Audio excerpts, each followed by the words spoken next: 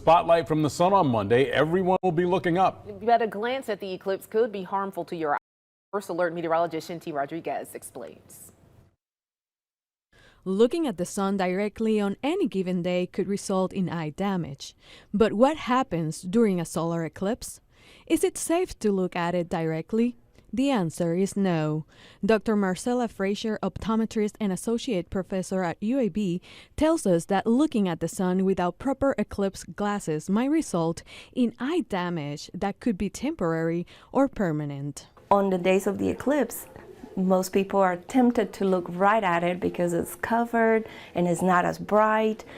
However, it can be just as damaging on the day of the eclipse, looking straight at the sun, as any other day if you were to look straight at the sun. According to Dr. Frazier, damage to the retina is irreversible and there's nothing doctors can do to fix it. What happens to them is they basically see a hole in their vision, a blind spot in the middle of their vision.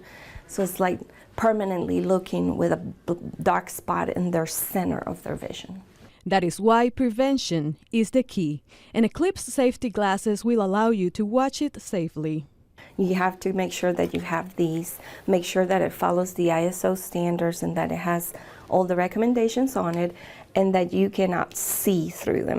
Also, it is important to know that looking through the cell phone could be just as damaging.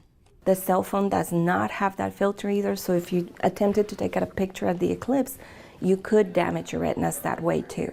So it's very important that when you're looking at the eclipse at all times, you have your sun protection, and then you can take your pictures through it or put the filters in front of the phone or the camera, but always, always through a filter. You must use the filter in order to protect your retinas.